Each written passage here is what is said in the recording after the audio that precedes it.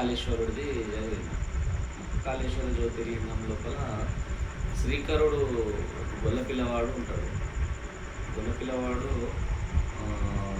అక్కడ చంద్రసేనుడు అనే ఒక రాజు మహాకాళేశ్వర జ్యోతిర్లింగంకు పూజలు చేస్తుంటాడు.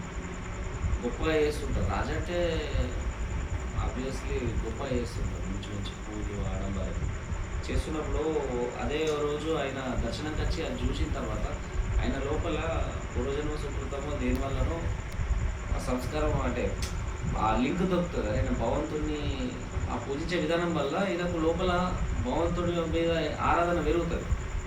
కనెక్షన్ ఏదో ఒకటి. తర్వాత ఇంటికి వెళ్తాడు, అన్నపానీయాలు అవన్నీ తగ్గించేసుకుంటాడు. ఎంతసేపు భగవంతుడి మీద ధ్యాస ఇట్లా పెట్టుకుంటాడు.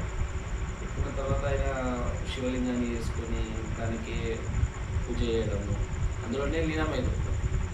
తల్లి వచ్చి అంటది, అరే నేను పెంచిన పెద్ద చేసిన మీ మీద ఎన్నో ఆశలు ఉన్నాయి, నువ్వు చదివి గొప్పవాడై మంచి డబ్బులు సంపాదించి నా అంత్యకాలంలో నన్ను మంచి యాత్రలకు తీసుకెళ్ళి నన్ను ఆనందపరుస్తావని నేను అనుకుంటే నువ్వు దేవుడు దేవుడు అనుకుని ఈ లింగాన్ని పూజిస్తున్నావు, నీకు వచ్చి అన్నం పెడుతుందా, నీకు ఇవన్నీ వేస్తుందా అని చెప్పేసి ఆ తల్లి అన్నప్పుడు ఆయన బాధపడుతుంటాడు.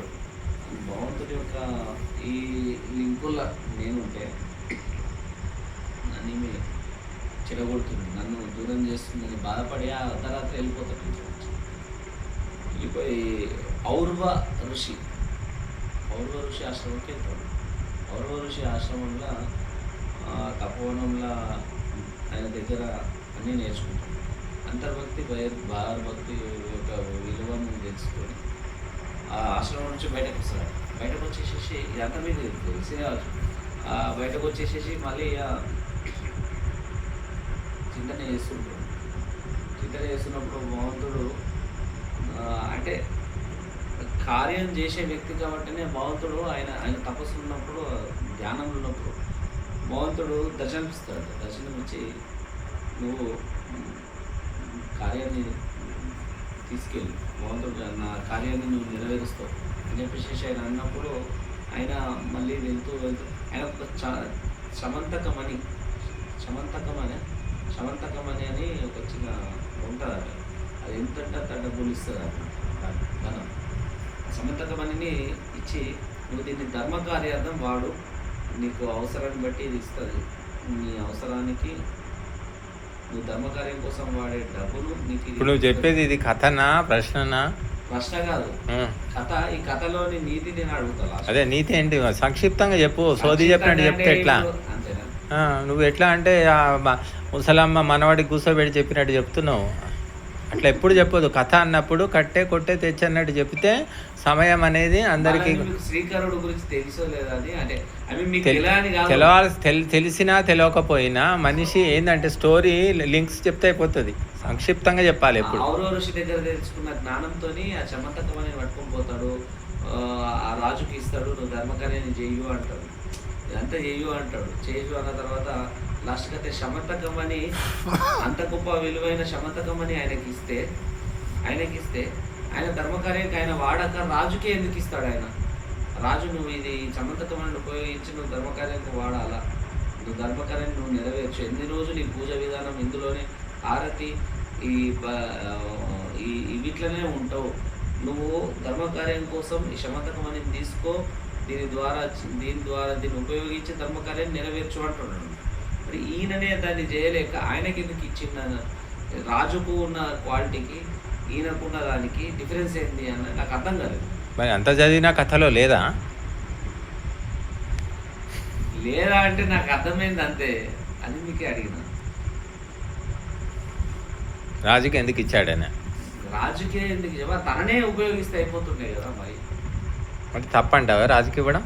తప్పనంటలేను, అది ఆయన చేసేదానికి ఈయననే రాజుకే. ఇప్పుడు హిందువులు వందలు వేల మంది కలిసి దుష్టులను సంహరించకుండా, దుష్టులను ఎదుర్కోకుండా ఒకడిని ఎమ్మెల్యే అని ఎంపీ అని ఎన్నుకొని వాడిని తీసుకుపోయి అసెంబ్లీకో పార్లమెంట్కో పంపిస్తే వాళ్ళు ఏం చేస్తున్నారు?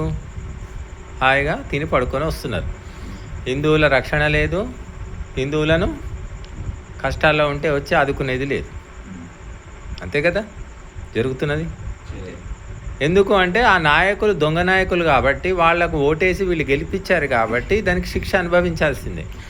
మంచి వ్యక్తులు నిలబడితే గుర్తించే స్పృహ హిందూ సమాజానికి ఉందా? హిందువులు ఓట్లేస్తారా? వేయరు కదా. కాబట్టి వాళ్ళ నాశనానికి వాళ్ళే దారి వెతుక్కున్నట్టు. అంటే ఏమిటి అంటే ప్రజాప్రతినిధులు, వాడు రాజు కావచ్చు, ఎంపీ కావచ్చు, ఎమ్మెల్యే కావచ్చు, ఎవరైనా సరే ఒక శక్తివంతమైన అధికారాన్ని కానీ, వస్తువును కానీ, ఆయుధాన్ని కానీ చేతిలో ఉన్నప్పుడు బుద్ధి సరిగా లేనప్పుడు దాన్ని దుర్వినియోగం చేస్తాడు. అది బుద్ధి సరిగా ఉంటే ఎన్నో లక్షల మందికి మేలు జరుగుతుంది. మొన్న వక్ఫ్ బిల్లు 232 మంది ఎంపీలు వ్యతిరేకంగా ఓటేశారు. అందులో ముస్లింలు 25 మంది, 25 మంది, క్రిస్టియన్లో 10-15 మంది అనుకోండి. మిగతా వాళ్ళంతా హిందువులే కదా. అంటే 200 మంది హిందువులే. అంటే అర్థం ఏంటి అంటే దొంగ నాయకులను హిందువులు ఎన్నుకుంటున్నారు అని అర్థం. కాబట్టి హిందువులే తమ వినాశనానికి తామే గోతులు తీసుకుంటున్నారని అర్థం. అది ఎందుకు జరుగుతుంది అనేది ఇంకా అది పెద్ద అనాలిసిస్ అనుకోండి. అట్లాగా ఎందుకంటే రాజుకి ఎందుకు ఇచ్చాడంటే రాజు మొత్తము రాజ్యం పైన అధికారం ఉంటుంది కాబట్టి దాన్ని సద్వినియోగం చేస్తాడని ఇచ్చి ఉంటాడు అంతే. ఒక సామాన్యుడికి ఇస్తే తన కుటుంబానికి చేసుకుంటాడు, రాజుకి ఇస్తే రాజ్యానికి చేస్తాడు, ప్రజలకు చేస్తాడు.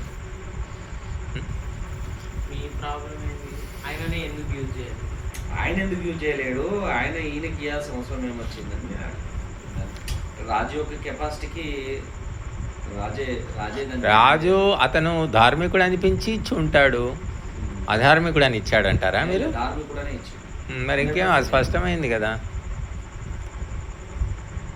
ఆయన అంత కెపాసిటీ ఉన్న వ్యక్తి భగవంతుని యొక్క ప్రత్యక్షంగా ఆయన భగవంతుని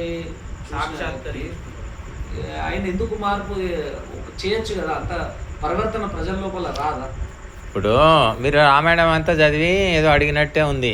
రామాయణంలోనే విశ్వామిత్రుడు ఎన్నో అస్త్రశస్త్రాలన్నీ సంపాదించి తపస్సు చేసి కనుక్కొని వాటిని రాముడికి ఎందుకు ధారపోసాడు? విశ్వామిత్రుడే ఆ బాణాలు వేసి రాక్షసుల్ని చంపొచ్చు కదా. అక్కడే ఉంది మీకు ఇదే ప్రశ్న అక్కడ. మరి దానికి ఏం జవాబు చెప్తారు మీరు? క్షత్రియుడు కాబట్టి ఆయన శక్తి సామర్థ్యాలు. అబ్దుల్ కలాం మిసైల్స్ తయారు చేసి ఆయనే ప్రయోగించవచ్చు కదా. మన సైన్యానికి ఎదికి ఇచ్చాడు. సైన్యం మీదని ప్రయోగించాలి. కారు డ్రైవింగ్ చేసే డ్రైవరు కారుకు ఓనర్ కావాల్సిన పని లేదు. డ్రైవర్ ఓనరే. ఎవరి పని వాళ్ళే చేయాలి. ఆ తెలివి ఉంది కాబట్టి ఆ ఋషులు అలా చేశారు. అయినా వైరాగ్యంలో